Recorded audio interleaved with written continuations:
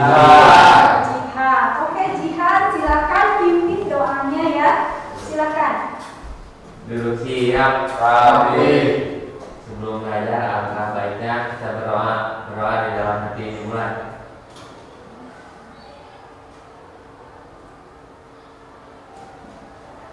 Selesai. Beri salam. Assalamualaikum warahmatullahi wabarakatuh. Waalaikumsalam warahmatullahi wabarakatuh. Bagaimana hari ini? Ada yang tidak hadir? Ada. Tidak ada? Alhamdulillah kalau tidak ada ya. Terima kasih hari ini sudah pada hadir semuanya. Terima kasih tadi Jihan telah memimpin doa untuk hari ini. Mudah-mudahan pembelajaran kita hari ini karena diawali dengan doa mendapat keberkahan dan mendapat manfaat untuk kita semua. Amin. Nah, semuanya sudah terlihat ke sini? Oke. Di sini Ibu punya sebuah video.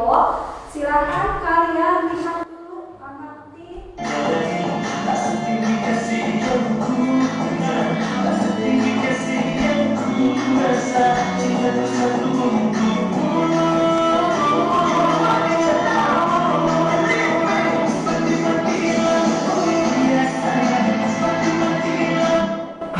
Ya, udah cukup segitu ya videonya. Nanti kita lanjutkan kembali. Dari video yang kalian lihat ada teteh-teteh kan? Ya. Kita sedang apa sih teteh-teteh? Senang. Apa? Acungkan tangan? Senang. Sedang apa? Sedang senang. Sedang apa lagi? Olahraga. Sedang olahraga. Ya. Nah, sedang senang tadi melakukan aktivitas olahraga. Nah, kira-kira ketika kita melakukan olahraga kita akan merasa apa? Sehat. Sehat. Kemudian segar. Terus apa lagi? Lebih baik. Badan lebih baik. Dan ketika olahraganya terus-terusan akan merasa apa? Capek, lelah. Ketika capek, lelah, adakah dari tubuh kita mengeluarkan sesuatu? Ada. Apa itu? Keringat. Betul sekali jawabannya bahwa ketika kita setelah berolahraga maka kita akan berkeringat. Berikutnya, pasti kalian pernah berkeringat setelah olahraga? Pernah. Semuanya pernah?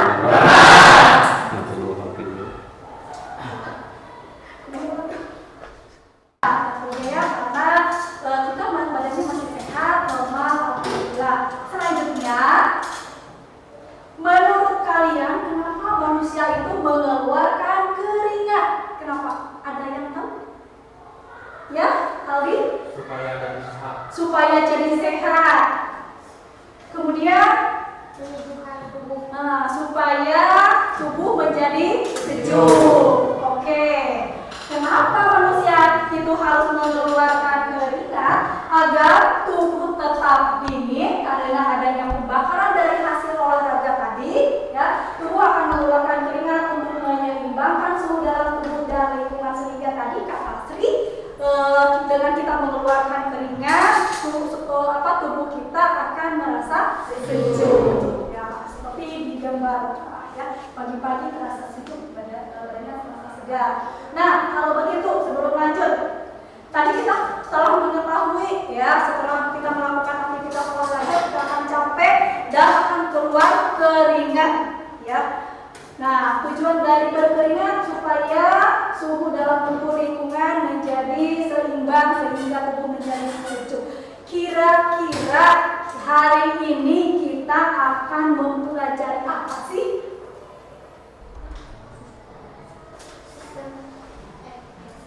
Yang lengkap suaranya?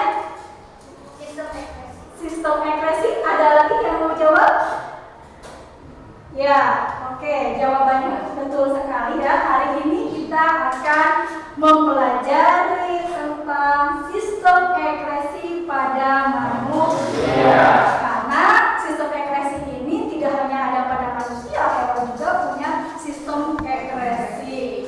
Ekspresi itu kan manusia itu terdiri dari dua jenis kan, ada laki-laki dan ada perempuan. Ya, siapa ngaku yang demam korea?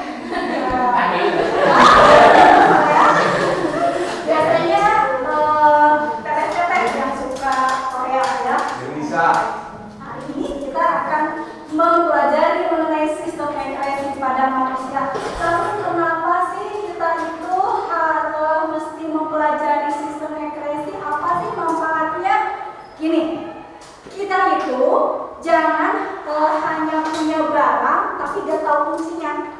Kita punya organ sistem ekskresi tapi kita gak tahu fungsinya untuk apa. Ya. Nah, jika kita mempelajari sistem ekskresi maka kita dapat tahu fungsi dari organ yang ada pada tubuh kita sebagai sistem ekskresi. Kita dapat mengetahui macam organ sistem ekskresi. Kita juga dapat mengetahui zat yang dikeluarkan itu berupa apa saja. Kemudian ginjal itu untuk apa sih? Ya. Kemudian struktur ginjal itu seperti apa? Dan di dalam ginjal itu ada nefron. Nah, bagian-bagian itu ada apa aja? Ya. Kemudian sistem ekskresi ini apakah dapat menimbulkan penyakit atau tidak? Kalau iya, gimana caranya? Ya, oleh karena itu kita dari mempelajari sistem ekskresi ini dapat mengetahui penyakit. Kemudian sistem ekskresi ini mempunyai peranan yang sangat penting bagi tubuh kita. Ya, oleh karena itu kita harus mempelajarinya. Adapun tujuan pembelajaran hari ini, ya, setelah mengikuti kegiatan pembelajaran menggunakan model problem based learning yang dipadukan dengan metode diskusi, peserta didik diharapkan ya, yang pertama menyebutkan 4 macam organ ekskresi pada manusia dengan benar-benar.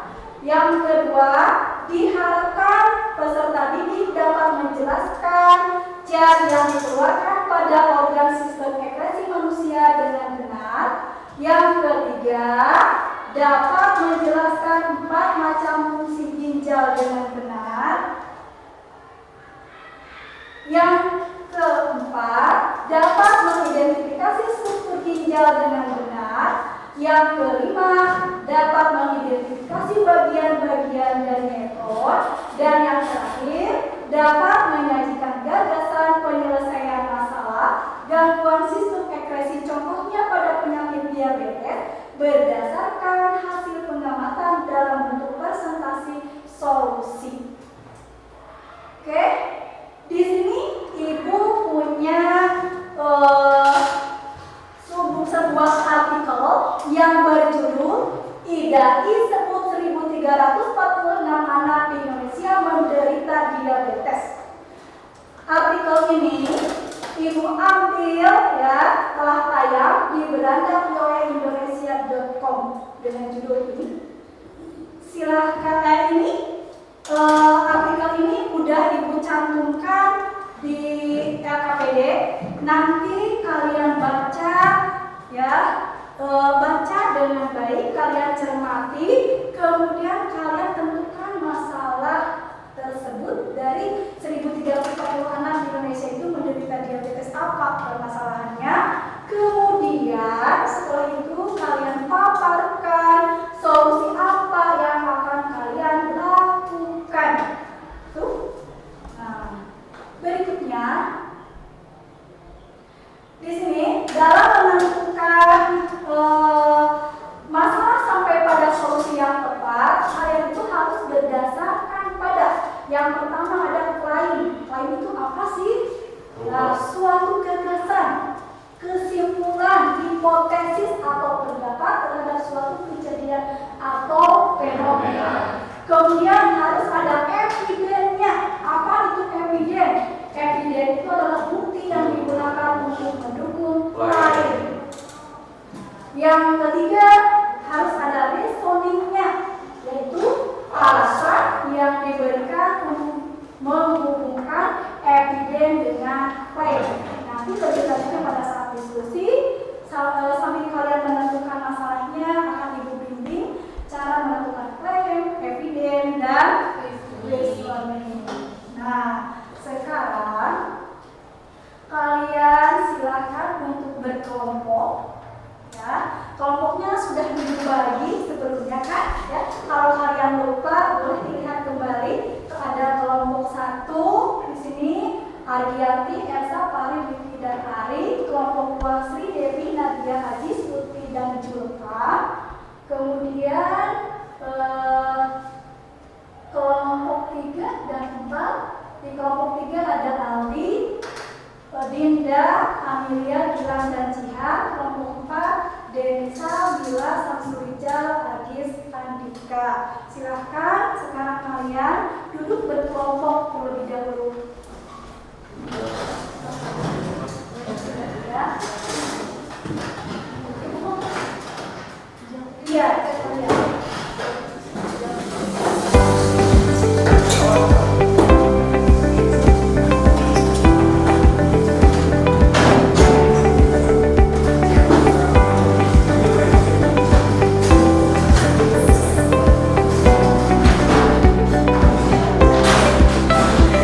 Ini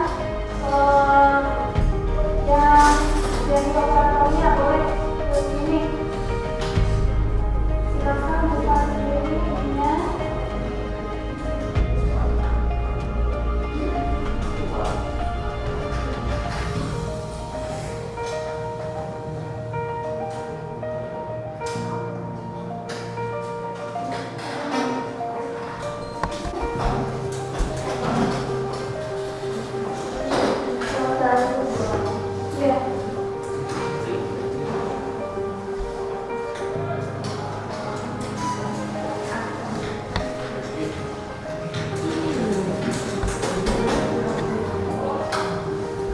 Ya, boleh. Mau sama siapa? Silakan.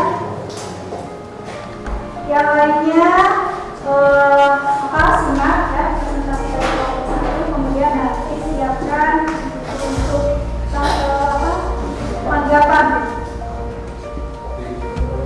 Boleh ini.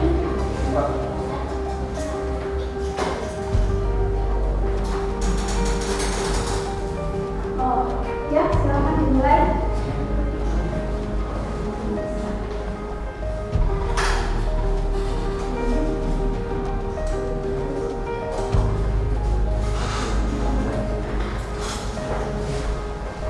Boleh dimulai kelompok satu, waktunya untuk hanya 5 menit bersama pendapat. Ya, Assalamualaikum warahmatullahi wabarakatuh. Perkenalkan, nama saya Adrianti Manurisa dari kelompok 1. Di kelompok 1 ada 5 anggota yang beranggotakan Ari, Ersa, Fahri, dan Rifki. Kelompok kami pada kesempatan kali ini akan mempresentasikan hasil diskusi mengenai pertanyaan-pertanyaan yang sudah diberikan di LKPD. Untuk yang pertama, sebutkan 4 macam sistem organ ekskresi manusia. Ada ginjal, kulit, paru-paru, dan hati. Untuk kulit itu untuk mengekskresikan air, urea, dan garam mineral. Terus ginjal itu untuk mengekskresikan urin, paru-paru untuk mengekskresikan CO2 dan uap air, sedangkan hati untuk mengekskresikan empedu. Lalu fungsi dari ginjal yang berhubungan dengan sistem ekskresi, yaitu untuk menyaring darah. Selain menyaring darah juga bisa menyaring dan membuang limbah yang ada di dalam tubuh. Maksud dari limbah dalam tubuh ini yaitu berupa racun atau toksin yang berlebihan, seperti urea yang merupakan limbah dengan kandungan nitrogen hasil metabolisme. Nah, urea ini dari dalam tubuh nantinya akan diangkut melalui darah ke ginjal lalu dibuang. Jika fungsi ginjal ini berjalan dengan lancar, maka bisa menyebabkan limbah dan racun tersebut menumpuk di dalam darah. Akibatnya nanti akan terjadi beragam masalah kesehatan. Lalu fungsi yang ketiga yaitu untuk menyeimbangkan kadar air di dalam tubuh ginjal. Nanti organ ini akan memberikan reaksi jika terjadi perubahan kadar air. Apabila asupan air kurang, maka ginjal akan menahan air tersebut dan jika membuang dan nantinya tidak membuang terlebih dahulu. Lalu yang keempat fungsinya yaitu untuk melakukan tekanan darah dan kadar garam yang ada di dalam darah. Fungsi ini didukung oleh enzim yang namanya enzim renin. Dia menghasilkan oleh ginjal. Nah, hal tersebut juga lah yang nantinya menjadikan ginjal untuk tekanan aliran darah yang stabil untuk nantinya bisa menyeimbangkan darah. Lalu untuk gambar yang ini, kelompok kami disuruh untuk mengidentifikasi gambar yang ada pada gambar dan menyebutkan nama-nama bagiannya. Untuk yang pertama, boleh.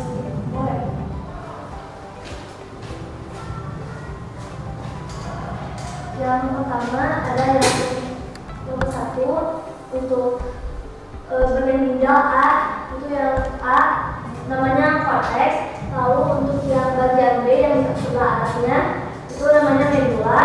Yang 3 yang bagian C itu pelvis ginjal, dan yang keempat D itu ureter.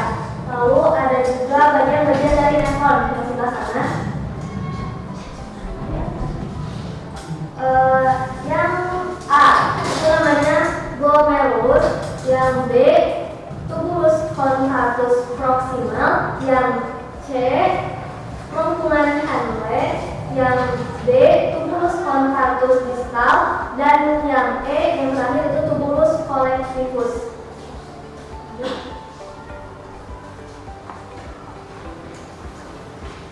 Lalu untuk bagian duanya, nomor 1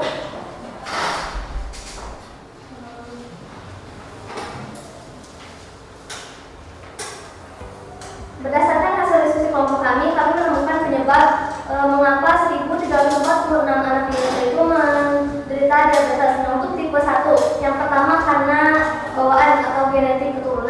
misalnya memiliki riwayat diabetes tipe 1 di dalam keluarganya. Terus yang kedua ada riwayat infeksi virus. Yang ketiga pola makan yang kurang sehat, misalnya sering mengonsumsi makanan atau minuman yang manis, misalkan permen, es krim atau jus buah kemasan. Lalu penyebab lainnya yaitu memiliki orang tua atau saudara dengan riwayat penyakit diabetes, lalu berat badan yang berlebihan atau sering disebut obesitas, kebiasaan sering mengonsumsi makanan tinggi gula dan lemak, dan kurang aktif bergerak atau jarang olahraga. Lalu untuk nomor 2, berdasarkan artikel tersebut, kelompok kami ingin menginvestigasi mengenai pola makan kurang sehat atau makanan minuman yang manis, misalnya permen, es, jus buah kemasan dan lain-lainnya. Lalu alasan mengapa kami memilih masalah tersebut yaitu karena makanan tersebut banyak kami temui di kantin sekolah dan hampir setiap hari kami temui makan makanan-makanan tersebut. Lalu jelaskan mengapa kami memilih cara tersebut dan bagaimana solusinya. Kami mencari solusi pemecahan masalah dengan cara mencari referensi dari buku yang sudah diberikan, lalu dari internet. Lalu selanjutnya,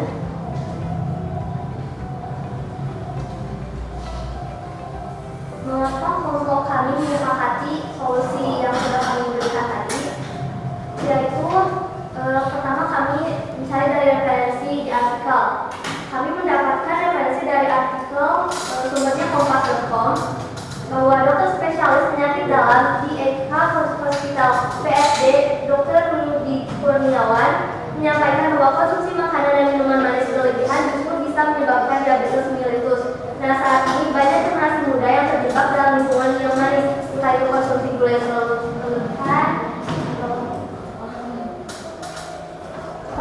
terlalu berlebihan atau memang ketersediaan makanan di sekitar kita yang terlalu overgula.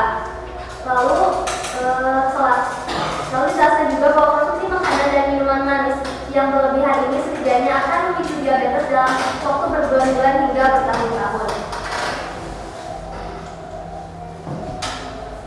Lalu dari hasil diskusi kami menarik kesimpulan bahwa masalah dalam artikel tersebut adalah mengenai penyakit diabetes yang terjadi pada anak di Indonesia.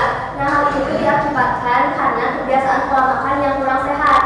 Misalnya, sering mengonsumsi makanan atau minuman yang banyak mengandung gula yang manis-manis. Nah, solusinya yang kami ambil yaitu untuk mengatasi masalah ini dengan melakukan pola makan yang sehat, tidak jajan sembarangan, misalnya mengurangi jajan permen, es krim, jus, buah kemasan dan lain-lainnya. Karena memiliki dampak yang buruk terhadap kesehatan organ ekspresi, seperti dapat menyebabkan penyakit diabetes. Mungkin itu yang dapat kami paparkan pada kesempatan kali ini. Untuk segala perhatiannya kami ucapkan terima kasih. Assalamualaikum warahmatullahi wabarakatuh. Waalaikumsalam warahmatullahi wabarakatuh. Baik, ada tanggapan dari kelompok lain mengenai apa yang sudah dipaparkan atau yang bisa juga dari kelompok 1? Silakan kelompok. Ya, Anika, apa tanggapannya? Tanggapan saya, cara menyampaikannya sudah bagus. Kemudian yang setuju antara penyebab dan solusi sudah sesuai dengan penyebab diabetes pada anak, yaitu pola makan yang tidak sehat. Maka solusinya tidak jajan sembarangan. Misalnya mengurangi jajan permen, es krim, jus buah, kemasan dan lain-lain. Terus, namun untuk referensinya bisa ditambah lagi supaya dapat memperkuat argumennya. Ya, bagus sekali tanggapannya ya, Anika. Tepuk tangan.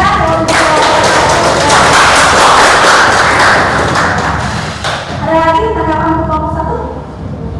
Tidak ada. Kalau tidak ada, kami juga setuju tadi bahwa kata kelompok 4 menanggapi ke kelompok 1 di sana setuju katanya ya, apa yang disukai, kemudian dan reasoningnya.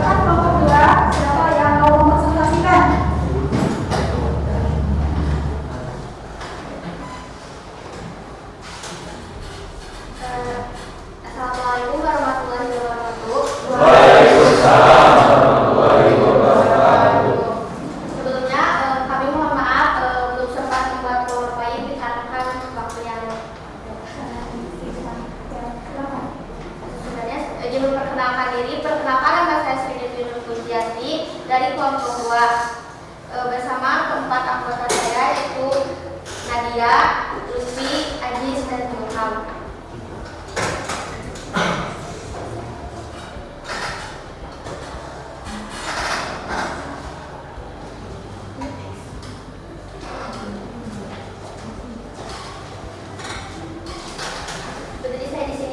Berdirinya saya di sini mempresentasikan hasil diskusi kelompok kami mengenai pertanyaan-pertanyaan yang ada di LKPD tadi.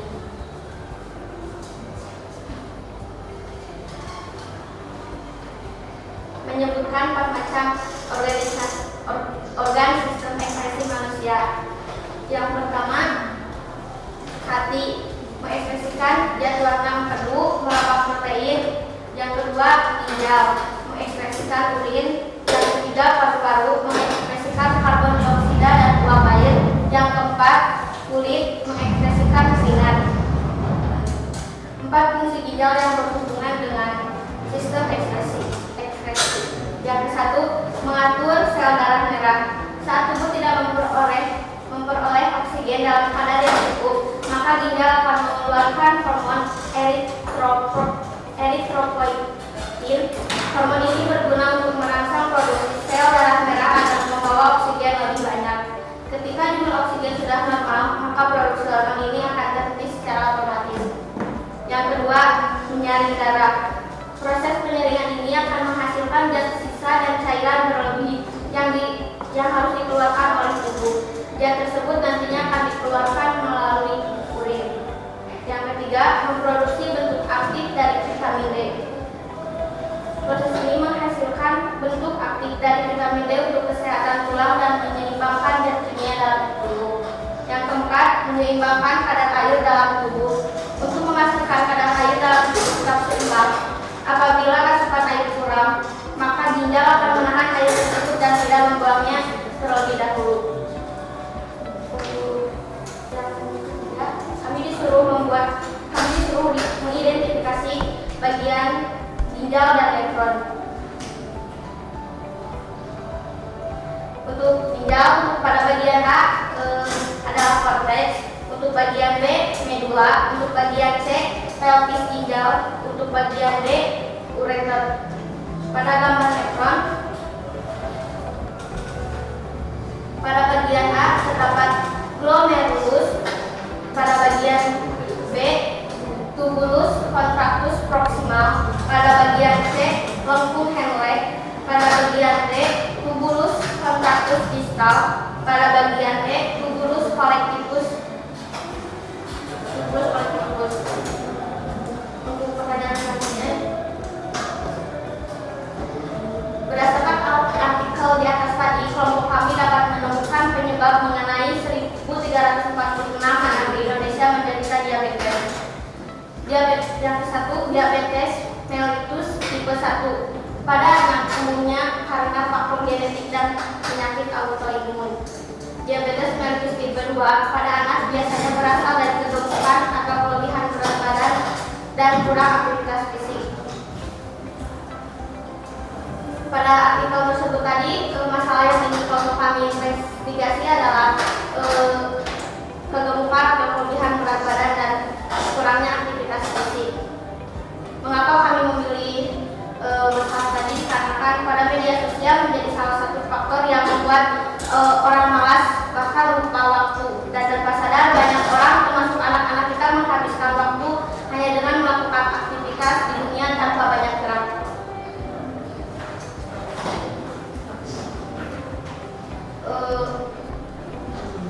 Warahmatullahi wabarakatuh. Waalaikumsalam warahmatullahi wabarakatuh. Terima kasih kelompok 2 dari kelas untuk kelompok 2 dari kelompok ya boleh silakan. Untuk penyediaannya sudah cukup bagus ya. Kemudian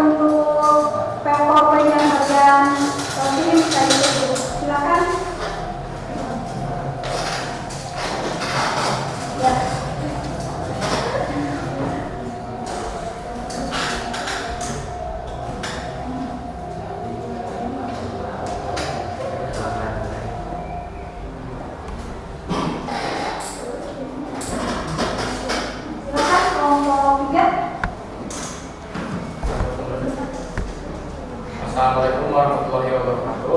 Waalaikumsalam warahmatullahi wabarakatuh. Saya mewakili dari kelompok 3 ingin mempresentasikan tentang pertanyaan yang ada di KKPD. Bagian 1, 4 macam organ sistem. Bagian 1, 4 macam organ sistem energi manusia berserta sistem metabolisme yang dikeluarkannya. Yang pertama ada kulit, yang kedua ginjal, ketiga paru-paru, keempat hati. Yang kedua, 4 fungsi ginjal yang berhubungan dengan sistem ekskresi. 1. Mengatur tekanan darah dan kadar garam dalam darah. Fungsi ini didukung oleh enzim renin yang dihasilkan oleh ginjal. Hal tersebut juga yang menjadikannya ginjal butuh tekanan dan aliran darah yang stabil untuk menyaring darah. Yang kedua, menyaring darah. Proses penyaringan akan memasukkan resisten yang berlebih yang harus dikeluarkan oleh tubuh. Dan tersebut nantinya akan dikeluarkan melalui urin. Yang ketiga, mengatur pH dalam darah. pH yang normal sangat diperlukan agar metabolisme berjalan dengan baik. pH normal berada di angka 7,23 sampai 7,45. Yang keempat, menyeimbangkan kadar air dalam tubuh. Apabila asupan air kurang, maka ginjal akan menahan air tersebut dan tidak membuangnya terlebih dahulu. Ketiga, kami ditugaskan untuk mengidentifikasi seperti pada gambar yang ditampilkan.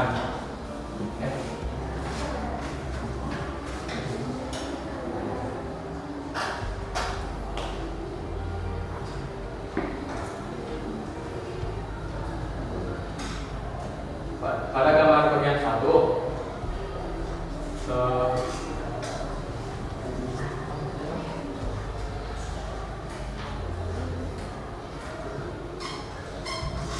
pada gambar 1 yang bagian 1 adalah korsek, yang kedua medula, yang ketiga pelvis ginjal, keempat glomerulus.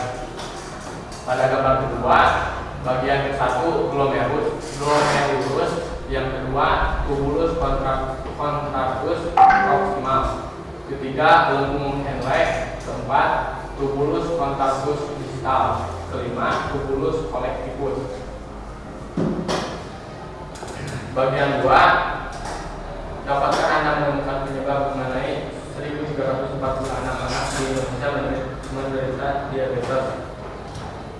Yang pertama karena kegemukan, kedua kurangnya aktivitas fisik, ketiga riwayat penyakit jantung, keempat pola makan yang tidak seimbang. Kedua, masalah apa yang ingin Anda investigasi bersama kelompok untuk mencarikan solusinya.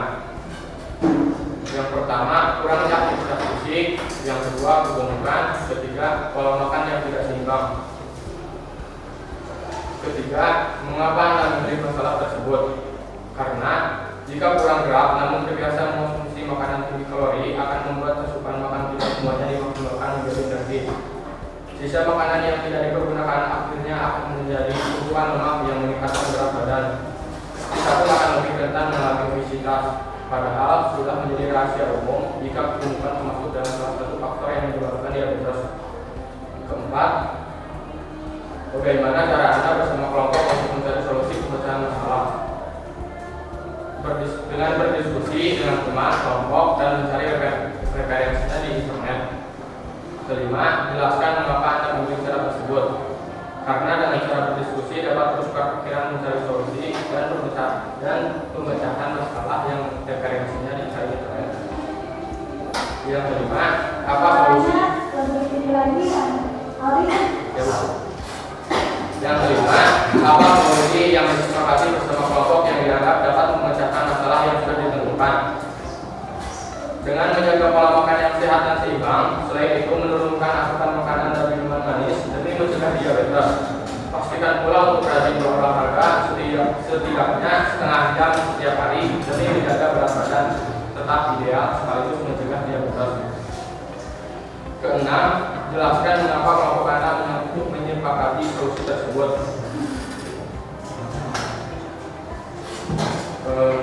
Menurut Kaban dan kawan-kawan 2019, penyakit diabetes mellitus merupakan penyakit degeneratif yang sangat terkait dengan pola makan.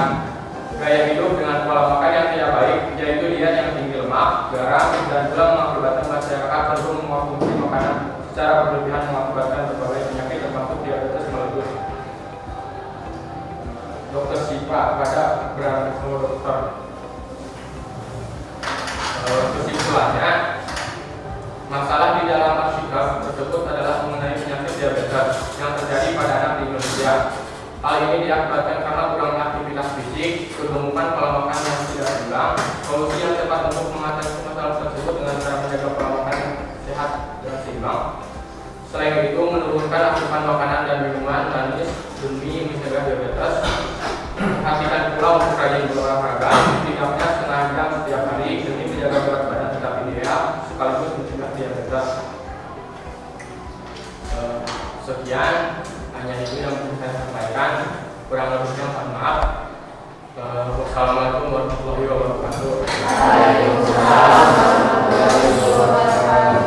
Ya, terima kasih kepada kelompok 3 telah menyajikan hasil kerja pada kelompoknya, terutama dari ada yang mau menanggapi? Ada Bu, silakan.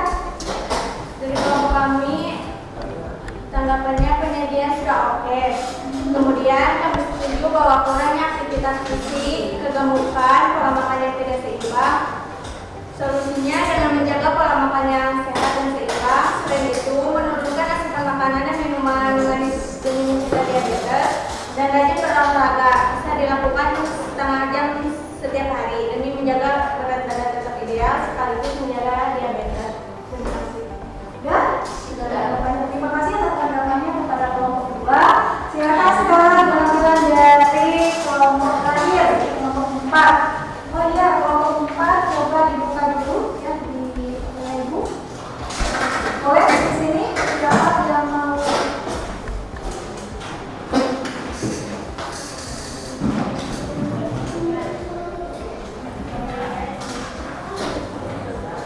Ya, silakan.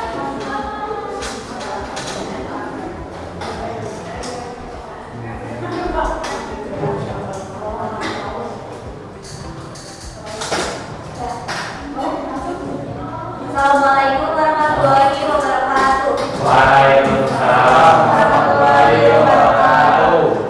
Saya Nidemisa Priyolandari, mewakilkan dari kelompok 4 yang beranggotakan Andika, Mila, dan Samsulija, akan mempresentasikan hasil investigasi kami mengenai artikel 1346 anak Indonesia menderita penyakit diabetes. Langsung saja ke pertanyaannya.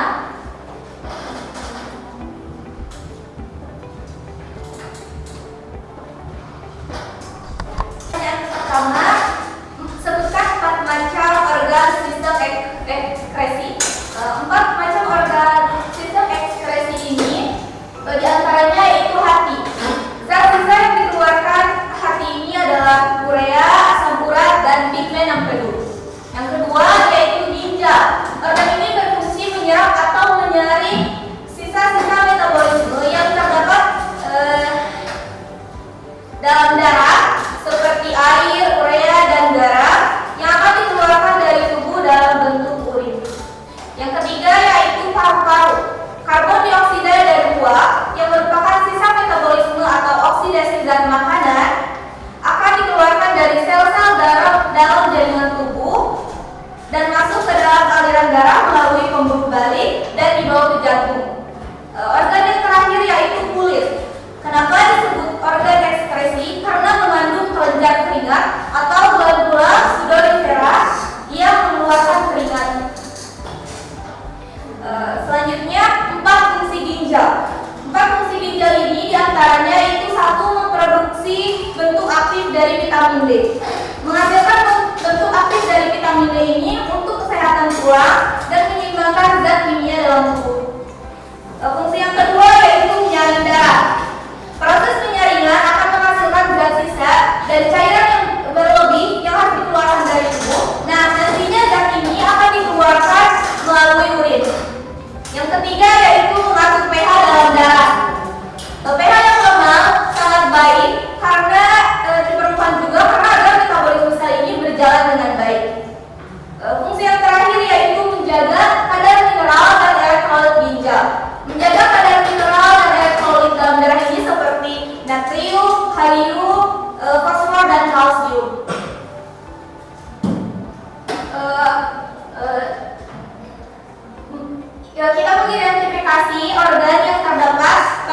ginjal atau bagian-bagian, yaitu ada korteks. Korteks itu pada bagian A. Selanjutnya yaitu medula. Yang ketiga yaitu pelvis ginjal. Lalu yang terakhir ada bagian ureter. Selanjutnya bagian-bagian dari organ nefron. Organ nefron itu terdapat 5 bagian, yaitu ada glomerulus, tubulus, contactus proximal. Bagian C adalah lobus annulae, lalu tubulus contactus distal, dan bagian E atau bagian kelima yaitu tubulus polypus.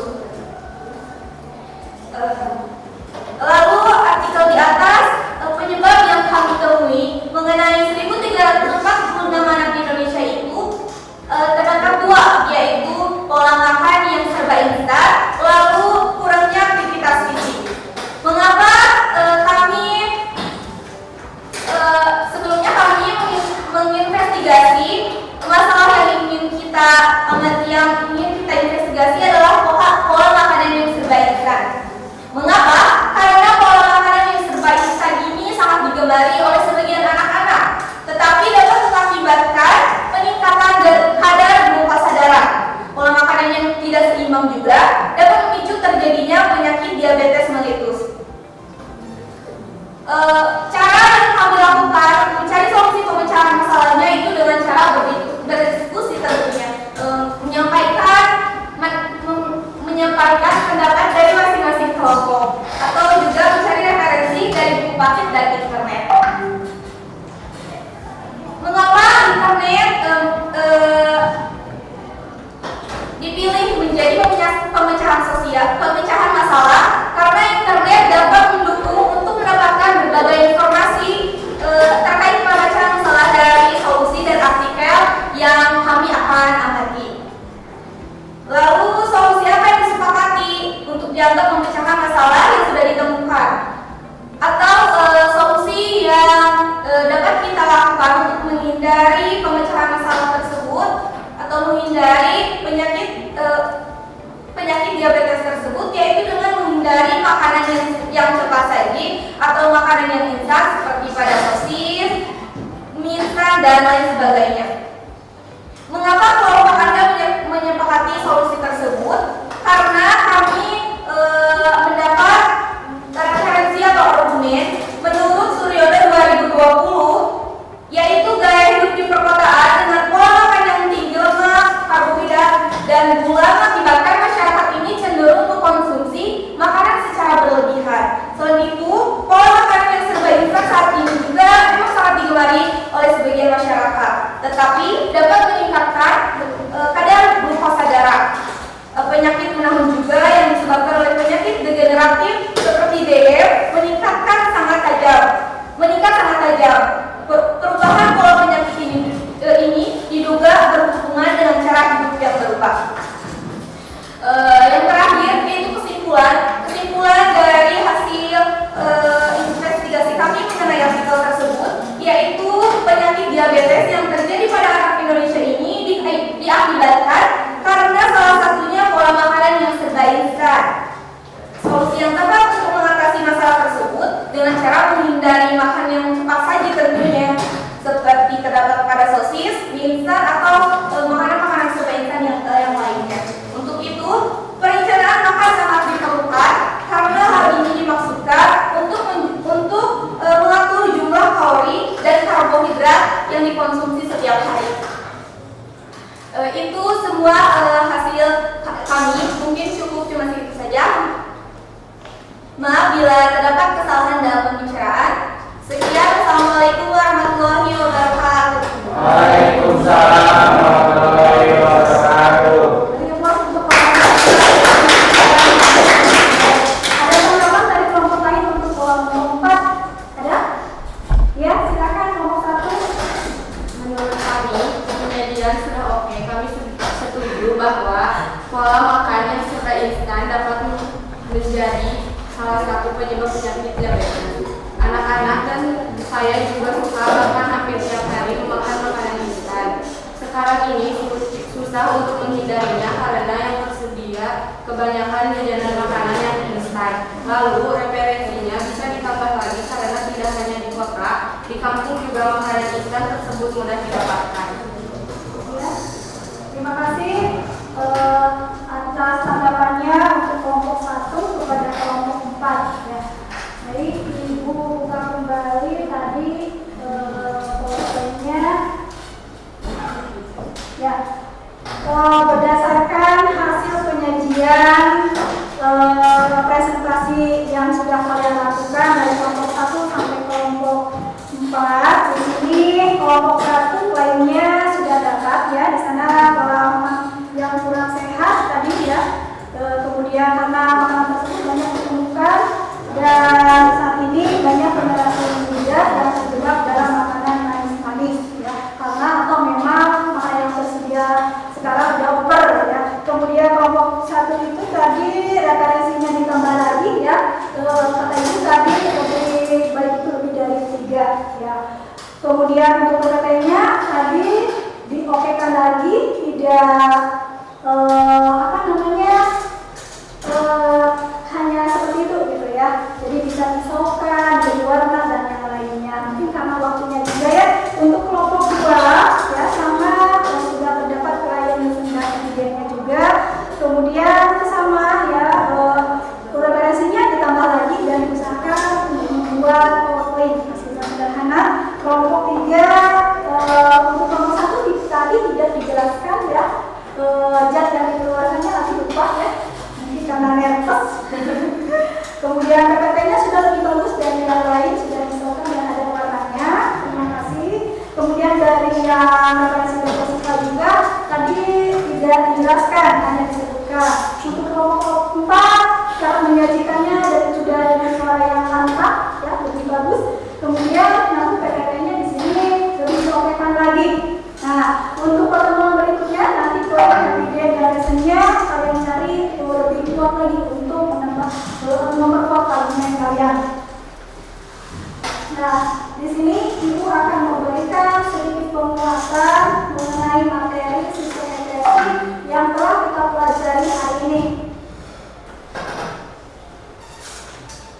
Bahwa sistem ekspresi itu terdiri dari 4 macam tadi ya. Yang pertama adalah kulit.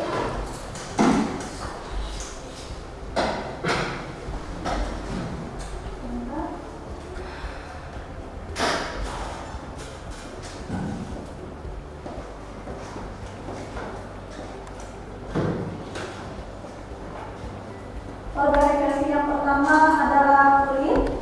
Di sini kulit mempunyai fungsi.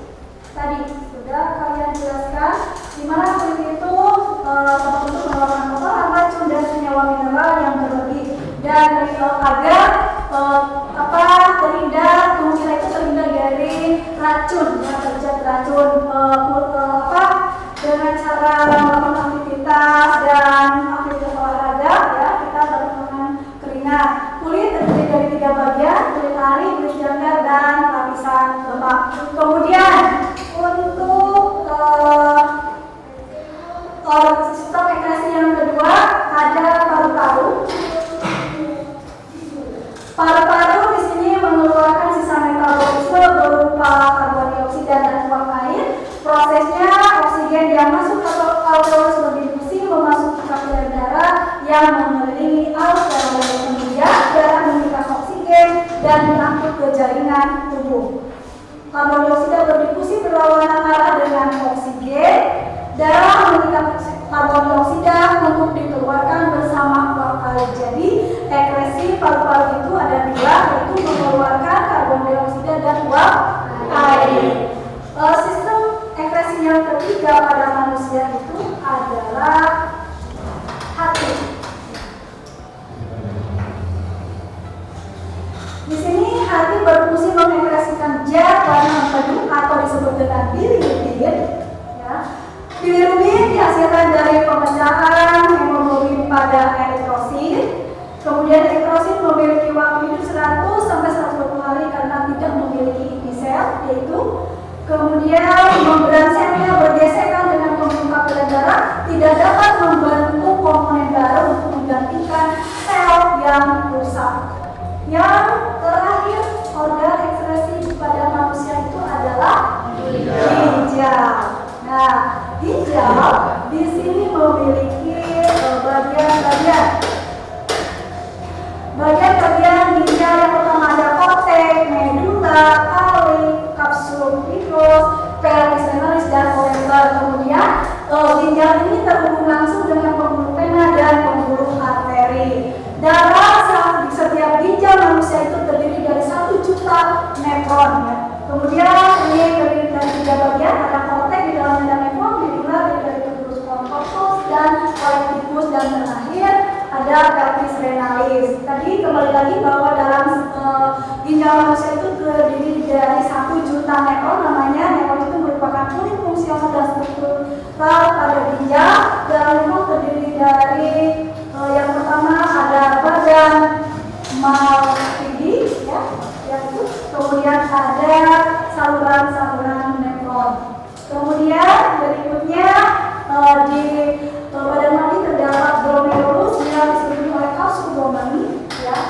Glomerulus ini dia bentuknya seperti anyaman untuk menjadi darah. Kemudian saluran nefron dari tubuh proximal, tubuh distal, dan yang lainnya ada saluran darah yang terdiri dari tubuh kolektikus. Nah ini mengenai struktur nefron yang dijelaskan barusan. Ya.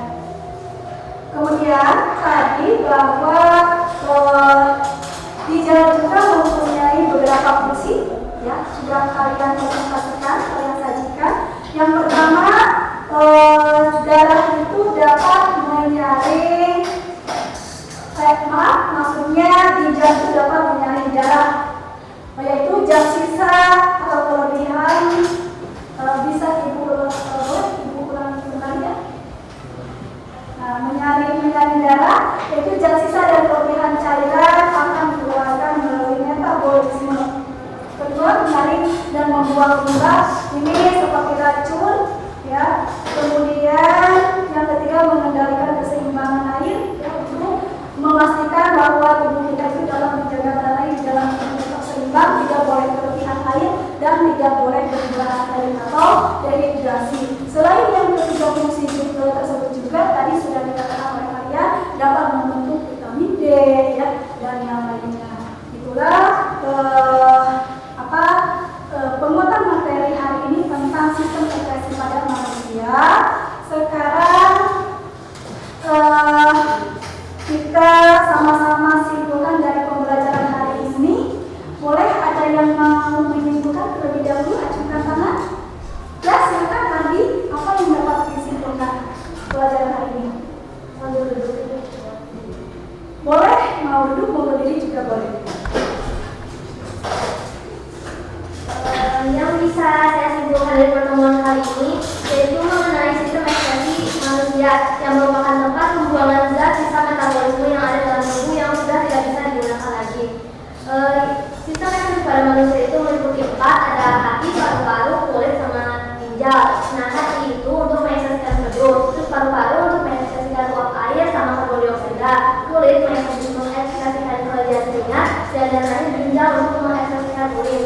Nah, ginjal juga punya beberapa fungsi yang diantaranya untuk menyaring darah, terus untuk menyaring dan membuang limbah yang ada di dalam tubuh, lalu untuk menjaga keseimbangan air dan membentuk vitamin D yang dibantu dengan enzim. Nah, oleh karena ginjal itu benar-benar berimbang buat tubuh kita, oleh karena itu kita harus menjaga ginjal ini dengan baik supaya tidak menimbulkan penyakit. Nah, kita bisa menjaga fungsi ginjal ini dengan berolahraga teratur dan juga mengatur pola makan yang sehat dan seimbang. Ya, udah kesimpulannya. Terima kasih adik-adik sudah dapat menyimpulkan. Utamakan kesimpulan hari ini mengenai penyakit dari diabetes yang sudah kalian sudah investigasi bahwa ya hingga saat ini penyebab dari terjadinya diabetes mellitus pada anak itu belum diketahui secara pasti. Namun seorang anak bisa rentan terkena diabetes itu misalkan tipe 1 dan diabetes tipe 1 maupun tipe 2 apabila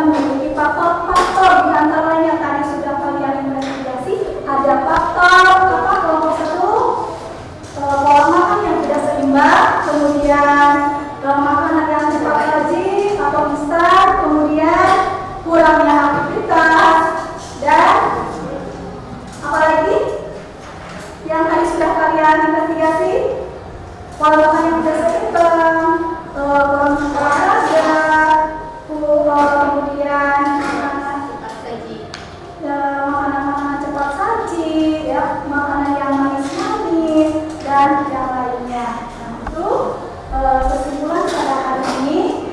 Berikutnya di sini sebagai penguatan, apakah ibu ingin melihat kemampuan kalian dari setelah kita mempelajari sistem frequency dan kalian memahaminya, sejauh mana ya pemahaman yang dapat kalian terima. Ya. Ibu akan melakukan quiz atau post test di sini menggunakan Google Meet. Silakan buka di HP masing-masing. Sudah ibu share di grup. Ya. Silakan buka kuisnya. Waktunya sudah tertera di sana dan di timer. Ya, silakan kerjakan dan jangan lupa dikasih nama. Dia nanti terlihat siapa aja yang menjawabnya. Ya, jangan lupa dikasih nama.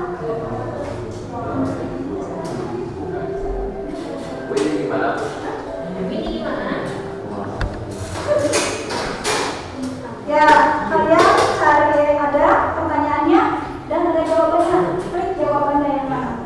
Pesawat terbang. Iya.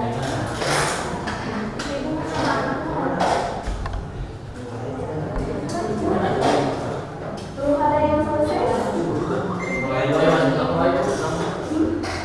Kasih nama nanti. Dijawab dulu. Kalau sudah ada soalnya silakan dijawab dulu. Mulai dulu ya. Mulai dari dia.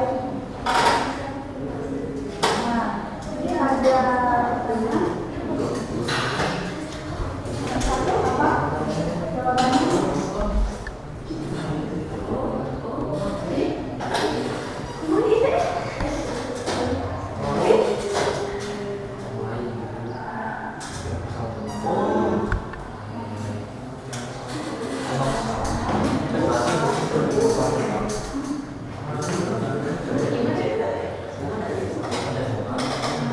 Di HP di sini udah selesai ternyata semuanya 20 orang ya. Kalau di sini rata-rata sudah nilainya sempurna, betul semua. Namun masih ada yang salah. Itu yang salah satu salahnya seperti siapa ini Lutfi. Salah satu ya, mungkin nanti dicoba lagi boleh ya? Ya, boleh. Nanti bisa betul semua. Ya. Kemudian di sini Elsa juga salah satu ya. Ya, kemudian ada berapa orang ini? Ada 3 orang yang salah satu. Ari juga ya Ari. Nanti boleh dicoba lagi ya yang salahnya. Oke, kita lanjutkan kembali ya. Terima kasih atas pencapaian hari ini. Kalian sudah bisa menjawab soal-soal yang ibu berikan. Nah, bagaimana perasaan kalian setelah mengikuti pembelajaran hari ini? Apakah kalian merasa senang? Alhamdulillah. Ada yang merasa pusing?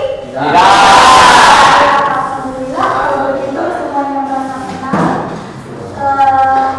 Ada tugas untuk minggu selanjutnya, pertemuan berikutnya, yaitu pelajari materi pertemuan selanjutnya tentang proses kebentukan urin pada ginjal.